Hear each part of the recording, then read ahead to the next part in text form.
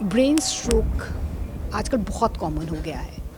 क्या इसके सिम्टम्स रहते हैं? पहले लक्षण क्या है? ब्रेन स्ट्रोक के सबसे कॉमन लक्षण हमारी डे टू डे एक्टिविटी में चेंज आना। एक हर्ट तो हम सब जानते हैं जो सीने में होता है, एक पेरिफेरल हर्ट होता है जो हमारे कॉफ मसल में होता है, घुटने के जस्ट नीचे, जिसको पेरिफेरल हर्ट कहते हैं। और ये पेरिफेरल हर्ट हमारे ब्रेन के लिए उतना ही इम्पॉर्टेंट है जितना आपका मेन हर्ट। ऐसे तो एक हमारे मेडिकल साइंस में लाइन लिखी हुई है कि none of the medicine without side effect. दुनिया में कोई ऐसी मेडिसिन है ही नहीं जिसका साइड इफ़ेक्ट ना हो। इसलिए ब्रेन ट्यूमर के चांसेस, स्ट्रोक के चांसेस, आईसीटी बढ़ने के चांसेस, मेटाबॉलिक चेंजेस के चांसेस, ये सब ब्रेन में बहुत ज़्यादा बढ़ जाते हैं जब हम मोबाइल का एक्सेसिव यूज़ करते हैं। ब्रेन में क्या होता है, जब भी स्ट्रोक होगा तो पल्स तो कम हो जाती है, जैसे कार्डियक में हार्ट रेट आमतौर पे बढ़ जाती है।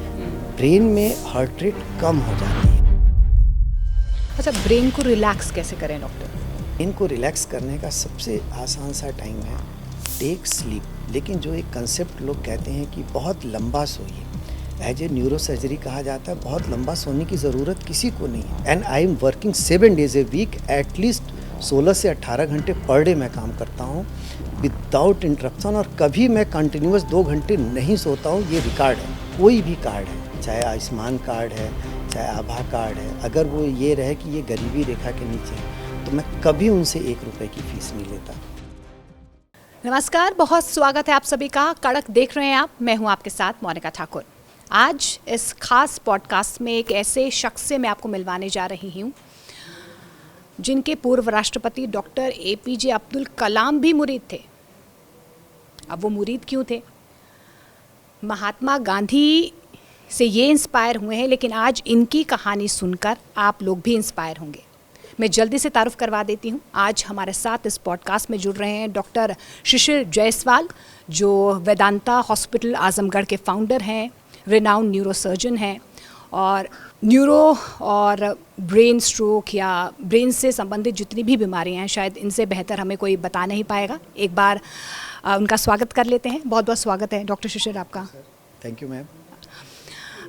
डॉक्टर शिशिर, ब्रेन स्ट्रोक आजकल बहुत कॉमन हो गया है। क्या इसके सिम्टम्स रहते हैं? पहले लक्षण क्या है? ब्रेन स्ट्रोक के सबसे कॉमन लक्षण हमारी डे टू डे एक्टिविटी में चेंज आना, अचानक से चेंज आना। जैसे घर में लोग कहते हैं भाई पिछले 2-3 दिन से आपके बिहेवियर में कुछ चेंजेस लग रहे हैं। जब हम कुछ लिखने बैठते हैं तो हमारे लेटर्स कांपने लगते हैं, उनकी राइटिंग्स बदल जाती है, हमारी भूख कम हो जाती है, प्यास कम हो जाती है, नींद डिस्टर्ब हो जाती है, और हमारा जो फिजिकल और मेंटल आउटपुट है वो कम हो जाता है। ये होते हैं बेसिक इनिशियल लक्षण जब ये लगता है कि ये ब्रेन स्ट्रोक की तरफ तेज़ बढ़ रहे हैं। और अगर हम उनको एग्जामिनेशन पॉइंट आज में घर में देखें तो उनको ये हमेशा मेरा सर बहुत भारी लग रहा है और एकदम गर्म हो गया है, बात बात में लगता है कि फट जाएगा। तो ये जब होने लगता है तो लगता है कि अब ब्रेन स्ट्रोक इनके पड़ने की संभावनाएं बढ़ गई। अगर इन्हें क्लिनिकल पैरामीटर में नापें तो ब्लड प्रेशर बहुत फ्लक्चुएट करता है।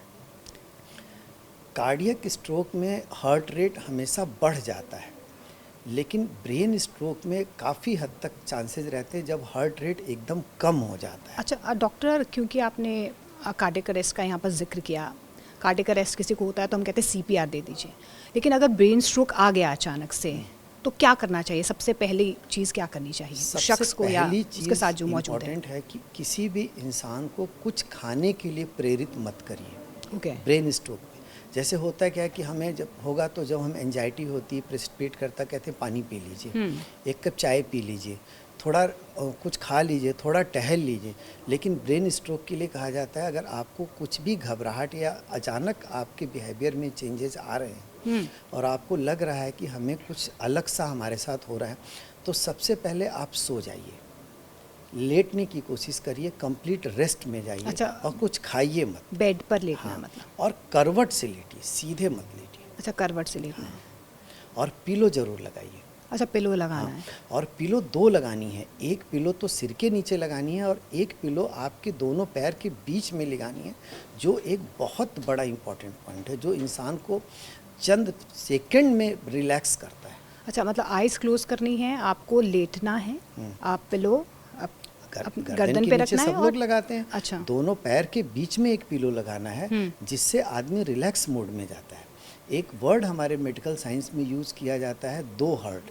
एक हर्ट तो हम सब जानते हैं जो सीने में होता है, एक पेरिफेरल हर्ट होता है जो हमारे कॉफ मसल में होता है, घुटने के जस्ट नीचे, ओके। जिसको पेरिफेरल हर्ट कहते हैं। और ये पेरिफेरल हर्ट हमारे ब्रेन के लिए उतना ही इम्पॉर्टेंट है जितना आपका मेन हर्ट है। जैसे डॉक्टर, आपने सिम्टम्स का ज़िक्र किया, आपने कहा कि अचानक से आपको लगता है कि आपके सर की नसें फट रही हैं। आमतौर पर हमें जब सिर दर्द होता है तो हम दवाई खा लेते हैं। कब तक सामान्य है अगर नॉर्मल सिर में दर्द होती है, और कब आपको लगता है कि अब डॉक्टर के पास जाना चाहिए? देखिए, आम तौर पे तो ये कहा जाता है भाई दवा से दूर रहिए, दैट इज़ ट्रू। लेकिन कुछ मेडिसिन्स ऐसी हैं जिनका साइड इफ़ेक्ट्स लगभग ना के बराबर है। ओके। ऐसे तो एक हमारे मेडिकल साइंस में लाइन लिखी हुई है कि none of the medicine without side effect. Okay. दुनिया में कोई ऐसी मेडिसिन है ही नहीं जिसका साइड इफ़ेक्ट ना हो। लेकिन कुछ ऐसी मेडिसिन है जिनके साइड इफ़ेक्ट्स या तो नेग्लिजिबल हैं या बहुत ही मिनिमम है।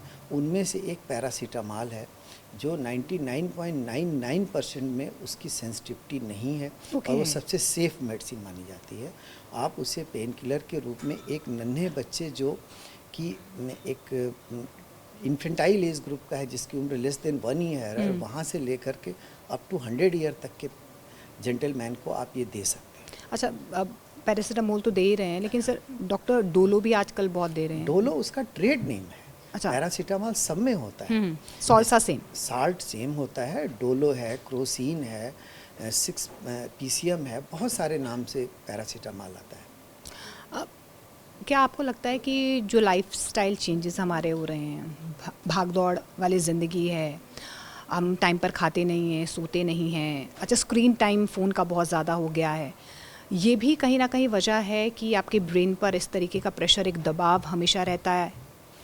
21वीं सदी में और 2026 में ये रोल मोर देन 60% केवल इसका रोल है। इसको एक वर्ड हम लोग इस्तेमाल करते हैं, change in circadian rhythm. Okay.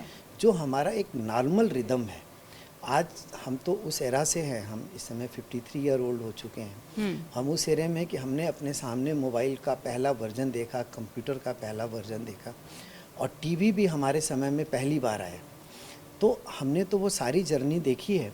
तो आज हर आदमी कम से कम 4 से 5 घंटा, या जो बहुत व्यस्त लोग हैं वो भी एटलीस्ट 2 घंटे तो मोबाइल के साथ अटैच हैं ही। और रात को सोने से पहले मैं समझता हूँ अराउंड 70 to 75% लोग आज की डेट में मोबाइल का इस्तेमाल रात में ज़रूर कर रहे हैं, और इंटेलेक्चुअल सोसाइटी तो नियरली 100% है। और हम टीवी वाले तो हर मिनट कर रहे हैं। तो हमारे लिए कोई स्पेशल हिदायत आप देंगे कि कितना स्क्रीन टाइम होना चाहिए बच्चों के लिए, बड़ों के लिए? Very good question. मैं बहुत शुक्रगुजार हूँ आपने ये क्वेश्चन पूछा। हमारे ब्रेन में आँख को ब्रेन का विंडो कहा जाता है। That is the window of brain is the I. I is the part of brain. I and year is part of brain. ये पेरिफेरल बॉडी से बिल्कुल अलग इनके कंसेप्ट चलते हैं। तो आंखें थकती हैं क्योंकि फोटिक स्टिमुलेशन जो ब्रेन में जाता है, स्पेशली कलर्ड मोबाइल से, वो बहुत डेंजरस होता है। अगर हम ऑडियो एक्सेप्शन कर रहे हैं, परसेप्शन कर रहे हैं, तो उसका मिनिमम इफ़ेक्ट है। ब्लैक एंड वाइट का उससे थोड़ा ज़्यादा है, कलर्ड का बहुत ज़्यादा है, और आज जो फाइन कलर्स आ गए हैं उनका और भी ज़्यादा है। इसलिए ब्रेन ट्यूमर के चांसेस, स्ट्रोक के चांसेस, आईसीटी बढ़ने के चांसेस, मेटाबॉलिक चेंजेस के चांसेस, ये सब ब्रेन में बहुत ज़्यादा बढ़ जाते हैं जब हम मोबाइल का एक्सेसिव यूज़ करते हैं। स्पेशली व्यूअर्स के रूप में, जैसे यूट्यूब देखना, फेसबुक देखना, और भी कोई चैनल्स या मूवी देखना, या आजकल क्रिकेट में लोग घंटों मोबाइल से जुड़ जाते हैं। तो मेरी बस यही सलाह है कि आप सिर्फ इतना करें कि आधे 1 घंटे पे अपने आँखों में ताज़े पानी के 4 छींटे मार लें, जिससे आंखें बहुत रिलैक्स हो जाती हैं।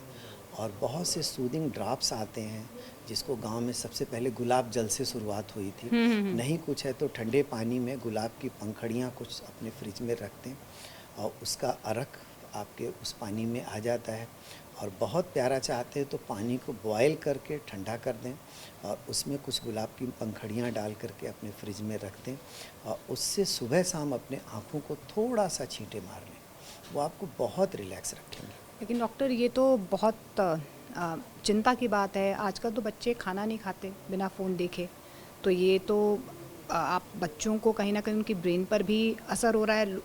पेरेंट्स सोचते हैं कि एंटरटेन हो रहे हैं बच्चे, लेकिन आप उनको फ़ोन दिखा रहे हैं, टीवी दिखा रहे हैं, तब तक बच्चे खाना नहीं खाते। तो क्या इसका सीधा असर उनके मेंटल हेल्थ पर पड़ता है और इसका असर ब्रेन में होता है?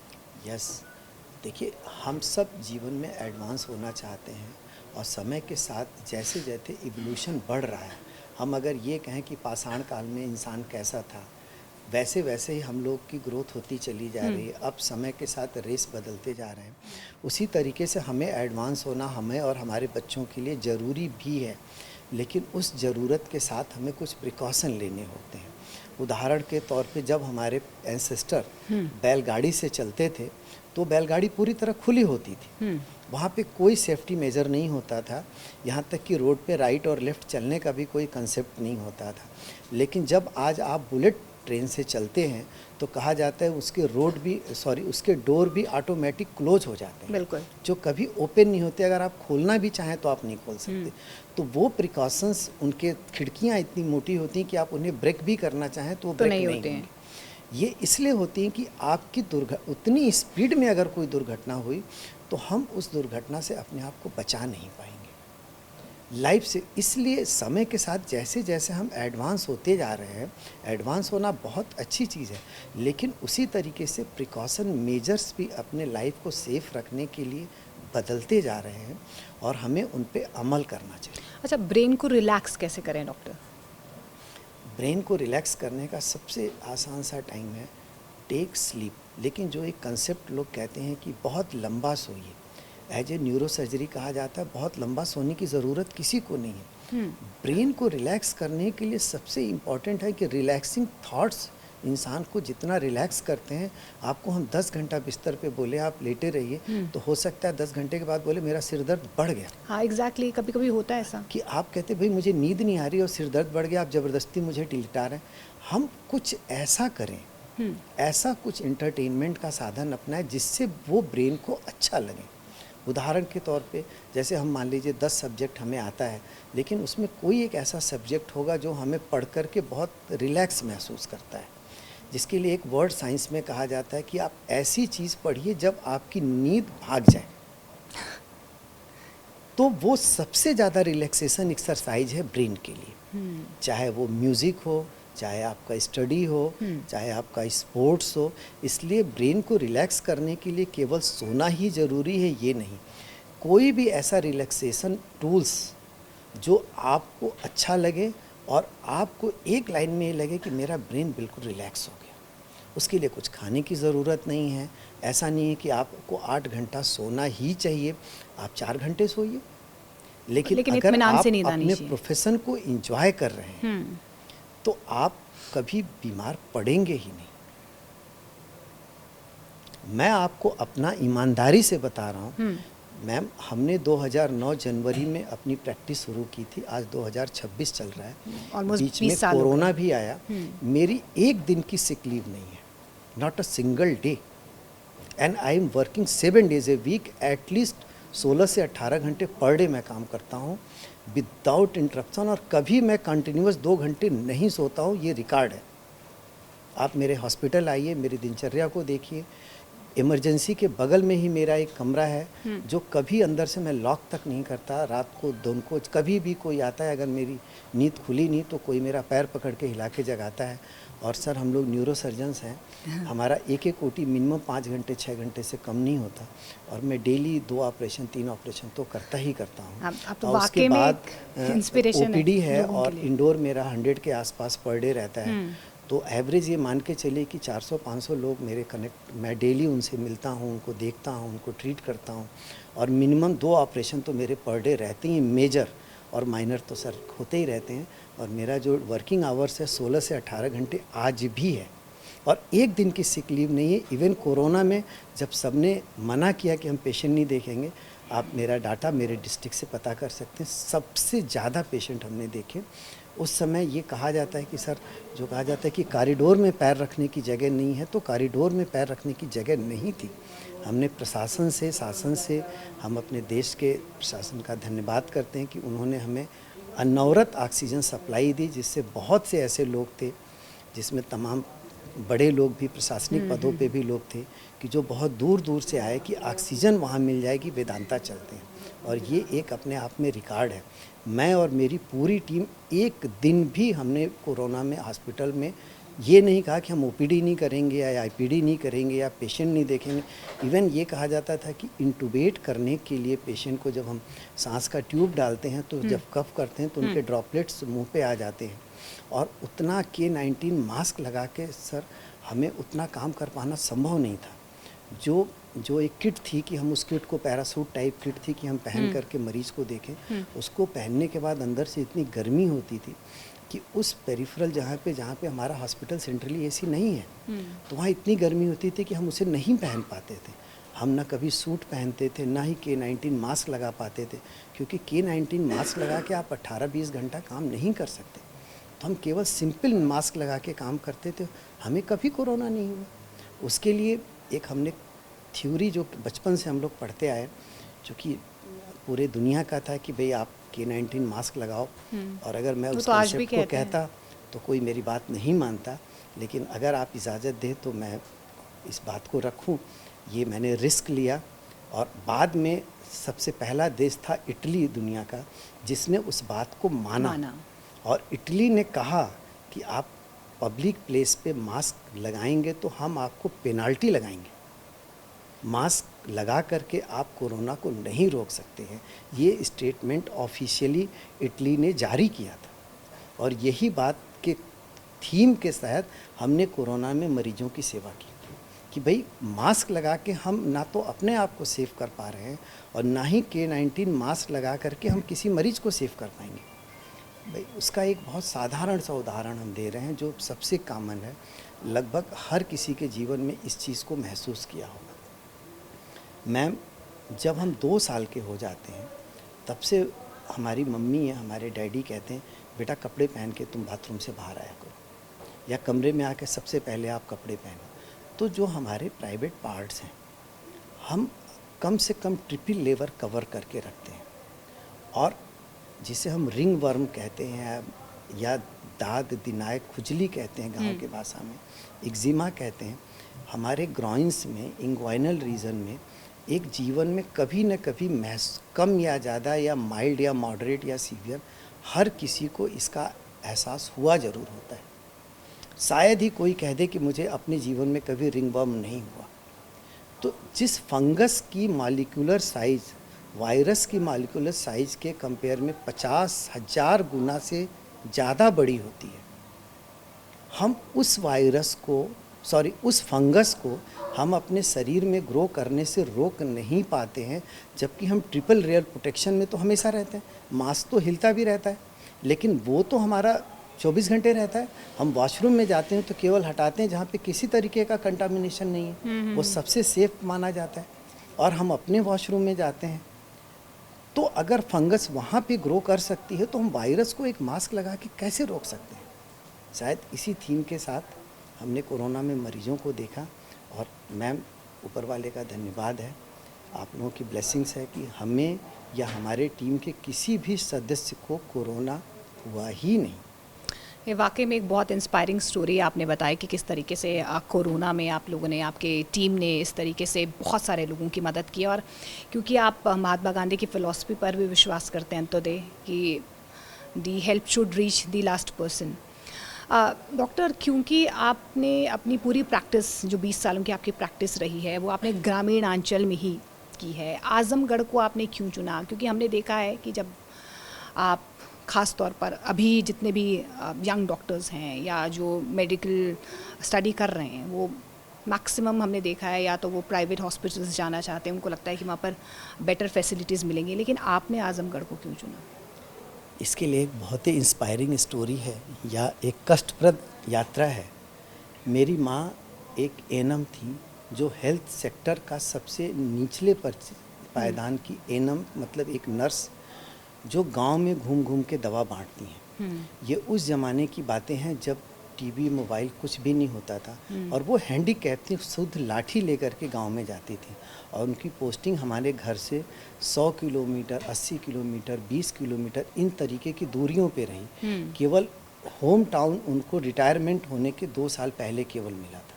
उनकी पूरी यात्रा बहुत दूर दूर रही, लेकिन वो प्रतिदिन सेवा देने जाती थी और वो यही कहती थी कि ये क्या इस गरीब को जीने का हक नहीं है?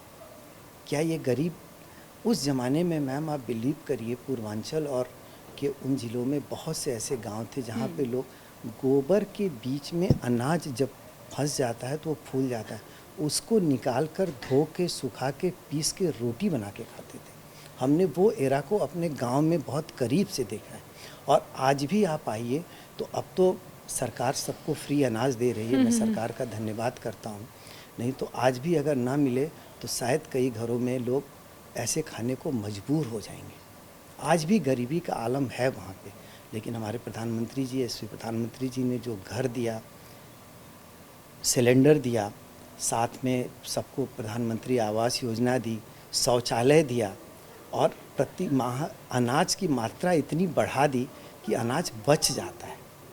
आज उनके चेहरे पे वो खुशी, क्योंकि मैंने अपनी माँ के साथ देखा है तो और मैं अपने परिवार का सबसे बड़ा हूँ और मेरे पिताजी भी 4th क्लास एम्प्लॉई थे और माँ अनफॉर्चुनेट आज मेरे बीच नहीं है, उनका किडनी लेकिन आप फेल्योर उनका हो गया। सपना जो है जी रहे हैं और लाखों इसीलिए लोगों की मैंने मदद कर रहे आजमगढ़ हैं। चुना, क्योंकि आजमगढ़ में पॉपुलेशन वाइज भी यूपी का 3rd लार्जेस्ट डिस्ट्रिक्ट है जहाँ पे डेंस पॉपुलेशन। दूसरा ma'am Purvanchal iodine deficiency belt है जहाँ पे लोगों का IQ rest of the country के कंपेयर में कम है। इसका डाटा WHO में फीड है, यूनेस्को में फीड है। मैंने उस एरिया में जहाँ पे लोगों का आईक्यू कम है वहाँ पे सड़कें इतनी ख़राब थी, अब तो क्या ही मैं कहूँ। पूर्वांचल एक्सप्रेसवे लाइफ लाइन कहा जाता है और सच में लाइफ लाइन है। आजमगढ़ से लखनऊ पहुँचने में जहाँ 8 घंटे लगते थे, आज हम 2.5 घंटे में लखनऊ पहुँचते हैं और 8 घंटे बाद जब हम लखनऊ उतरते थे तो कमर टेढ़ी हो जाती थी मैम। और आज 2.5 घंटे का सफ़र अगर हम ग्लास का पानी रख दें कार में तो गिरता नहीं है एकदम, इस लेवल की सड़कें हैं। अच्छा। आप कभी पूर्वांचल आइए नहीं, आपका दिल खुश हो जाए। मेरे बहुत टाइम ऐसा होता है कि मरीज़ को रेफ़र कर दिया जाता है, आप लखनऊ चले जाइए, आप दिल्ली चले जाइए, लेकिन आपने, क्योंकि आप प्रैक्टिस एक आज़मगढ़ जैसे इलाके में कर रहे हैं, आपने किस तरीके से मरीज़ों में वो कॉन्फिडेंस बिल्ड किया?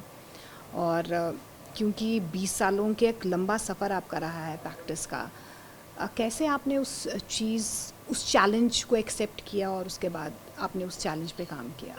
मैम ये भी एक बहुत ही डेडिकेशन स्टोरी है मैम। मैंने आजमगढ़ में अपना एक हॉस्पिटल बनाया। उस ज़माने में कोई मल्टी स्पेशलिटी हॉस्पिटल आजमगढ़ में नहीं था। मैंने एक एक पैसा जोड़ा, मेरी फ़ीस बहुत कम है, आज भी मेरे 200-300 रुपये फ़ीस लेता हूँ। अभी ये भी इसी तरीके का मेरा स्ट्रक्चर, वो भी जिस मरीज़ के पास कोई भी कार्ड है, चाहे आयुष्मान कार्ड है, चाहे आभा कार्ड है, अगर वो ये रहे कि ये गरीबी रेखा के नीचे है तो मैं कभी उनसे 1 रुपये की फ़ीस नहीं लेता। और आज भी मेरा रिकॉर्ड है कि कोई कितना भी सीरियस पेशेंट आ जाए, अगर उसे लगता है कि ऑपरेशन की ज़रूरत है, मैं तुरंत उसका ऑपरेशन प्लान करता हूँ, इन्वेस्टिगेट करता हूँ, ऑपरेट करता हूँ, कभी 1 रुपया नहीं जमा कराता। Free of cost. हाँ, बाद में वो जो दे देगा दे देगा, नहीं देगा नहीं देगा। और आज मैम एक छोटी सी चीज़ मैं बताऊँ इस चीज़ को कि मेरी सेवा उस क्षेत्र में लोगों को पहुँचे। जब मैंने 2009 में ये क्लिनिक शुरू की थी ऑफिशियली, तो आप केवल इस तरीके से सोचिए, आजमगढ़ में जहाँ मैं प्रैक्टिस शुरू कर रहा था वहाँ से लगभग 250 किलोमीटर की दूरी पे पटना है, 250 से करीब 300 करीब पड़ेगा। पूरब की तरफ, पश्चिम की तरफ लखनऊ है जो 280 किलोमीटर की दूरी पे है। लगभग 100 से 110 किलोमीटर की दूरी पे गोरखपुर है और 100 किलोमीटर की दूरी पे बनारस है। ये चारों दिशाओं में मेरे अलावा कोई न्यूरोसर्जन नहीं था। करीब तो 2.5 example set करोड़ किया की है। पॉपुलेशन को मैंने सर्व किया।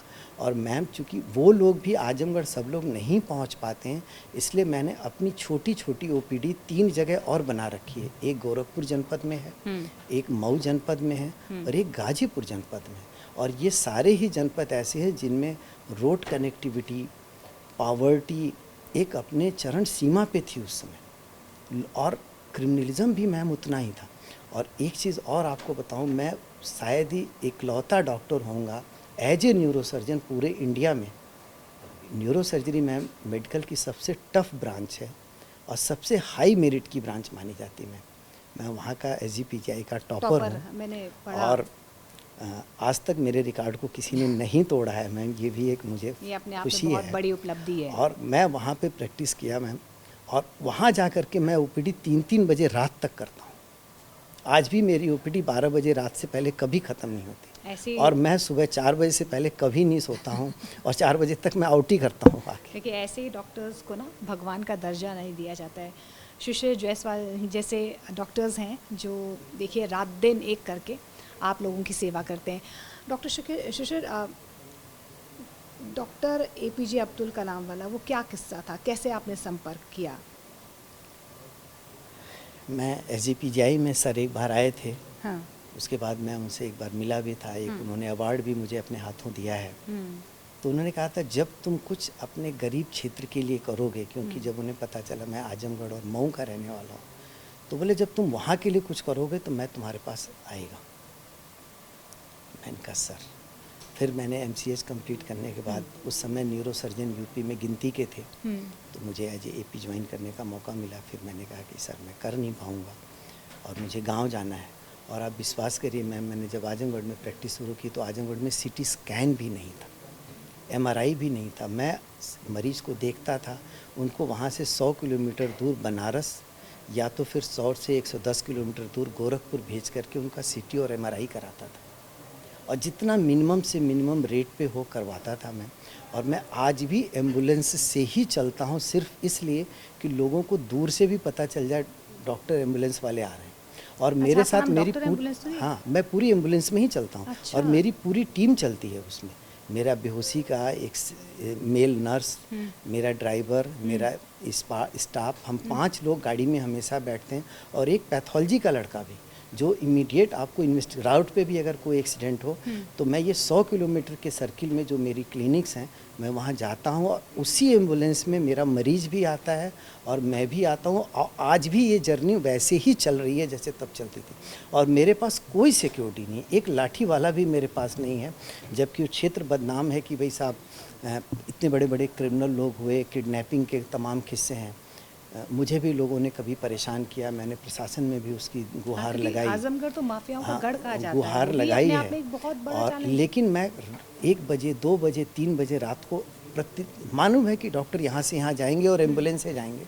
हर आदमी मुझे इजीली ट्रेस कर सकता है। और एम्बुलेंस की लाइट जलती हुई आती है जिससे समय बच सके।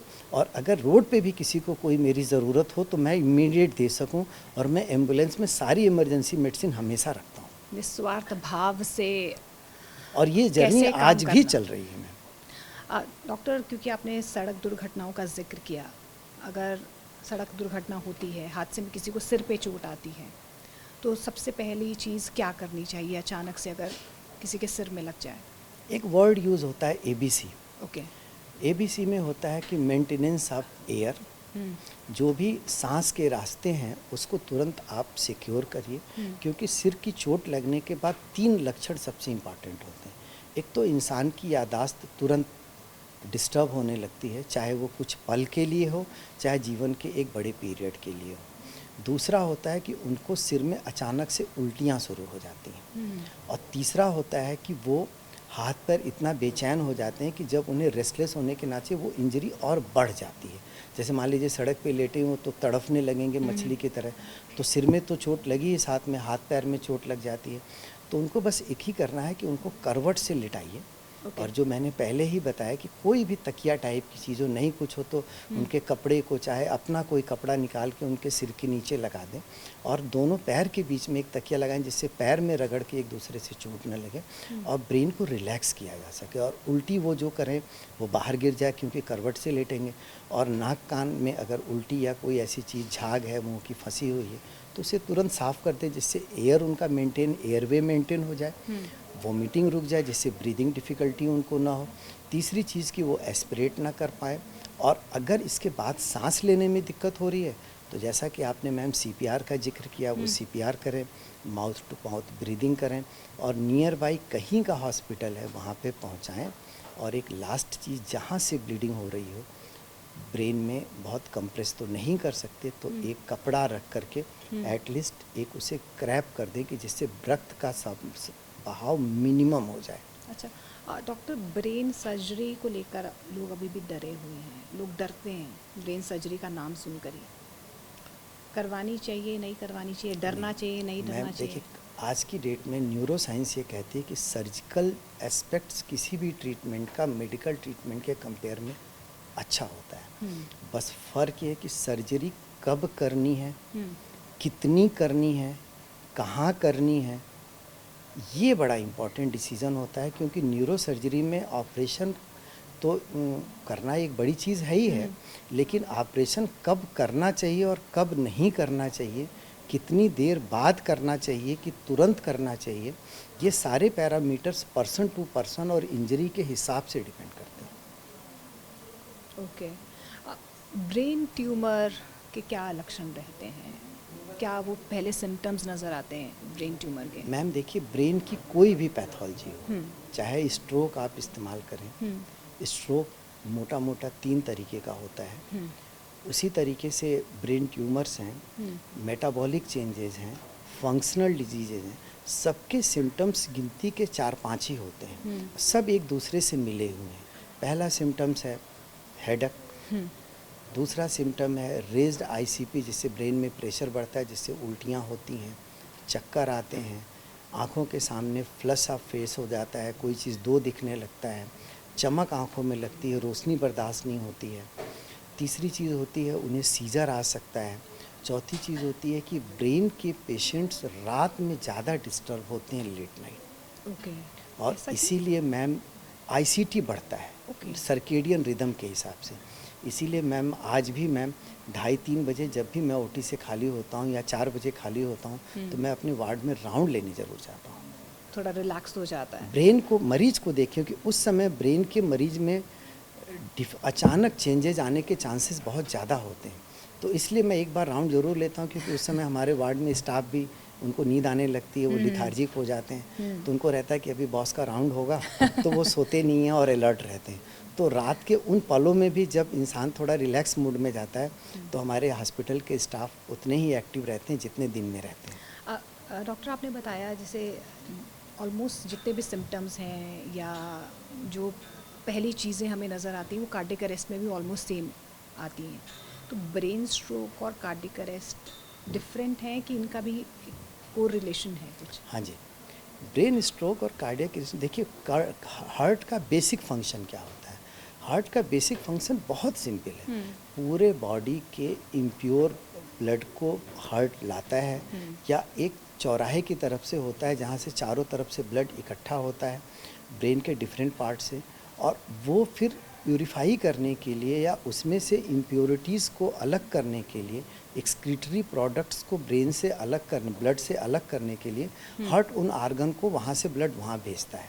जैसे लंग्स हैं, किडनी है, जहाँ लीवर है, जहाँ पे ये टॉक्सिन्स बॉडी से उस ब्लड से रिलीज़ होते हैं।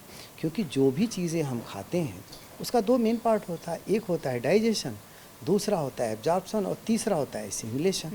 तो जब हम कुछ भी खाते हैं, चाहे खाना खाएं और चाहे हम कोई पेय पदार्थ लें और चाहे हम किसी प्रकार की मेडिसिन लें, तो सबसे पहले तो हम हमारे आमाशय में जाता है जिसको स्टमक आप कहते हैं। स्टमक में फिर वो स्टमक से अपर इंटेस्टाइनल पार्ट में वो छोटे छोटे पार्ट में कन्वर्ट हो जाता है क्रश होने के बाद, और उसके बाद ये जर्नी शुरू होती है माउथ से लेकर के इंटेस्टाइन तक। वहाँ से फिर एब्जॉर्ब हो के कुछ लीवर में आता है, कुछ डायरेक्ट ब्लड में आता है। वहाँ से फिर वो एसिमुलेट होकर के डिफरेंट जहाँ जहाँ जितनी डिमांड होती है वहाँ वहाँ पहुँचता है। ये चीज़ें होती हैं मैम। और तो ब्रेन का पैथोलॉजी और ब्रेन का रेस्पॉन्सिबिलिटी कार्डियक के कंपेयर में मल्टीपल टाइम्स ज़्यादा होता है। ओके। तो कार्डियक अरेस्ट तो बहुत सिंपल फिनोमेना है कि भाई सीने में अचानक दर्द हुई, हो सकता है कई बार साइलेंट एमआई भी होता है जो डायबिटीज़ में बड़ा कॉमन होता है, जिसमें कहा जाता है साहब अचानक गांव में एक कहावत कि उनको भगवान ने बड़ी अच्छी मौत दी, बैठे बैठे डेथ कर गए। तो वो साइलेंट एमआई होता है जिसमें पेन नहीं होता लेकिन हार्ट अटैक उन्हें पड़ा होता है। साथ में कई बार कोल्ड स्वेटिंग होती है और कई बार उनका बीपी सडन फॉल कर जाता है, कार्डियक में होता है। ब्रेन में क्या होता है, जब भी स्ट्रोक होगा तो पल्स तो कम हो जाती है, जैसे कार्डियक में हार्ट रेट आमतौर पे बढ़ जाती है। ब्रेन में हार्ट रेट कम हो जाती है लेकिन बीपी बहुत बढ़ जाता है। जैसे बीपी अचानक जिनका 120 रहना चाहिए वो 200 क्रॉस कर जाता है। और वहीं हार्ट अटैक में बीपी फॉल कर जाता है। कई बार बीपी रिकॉर्ड नहीं होता, शरीर को छुएंगे तो शरीर बिल्कुल ठंडा लगेगा, ये हार्ट अटैक में होता है।